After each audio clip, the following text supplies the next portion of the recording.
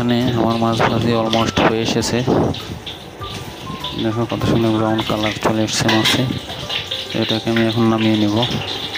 মাছ ভাজি শেষ, এখন নামিয়ে নিতেছি মাছগুলো।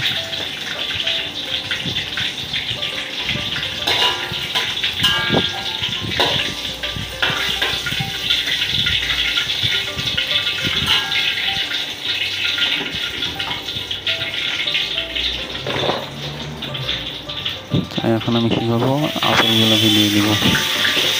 আপেলগুলোকে আমি তুলে দিয়ে নেব একটু করে। সবগুলো স্লাইস আপেল কাটা স্লাইস আমি দিয়ে দিয়েছি ফ্রাই করার জন্য। এগুলোকে সুন্দর করে নেড়ে চেড়ে আমি কিছুক্ষণ ভেজে নিব তেলে। সবাই দেখতে থাকো।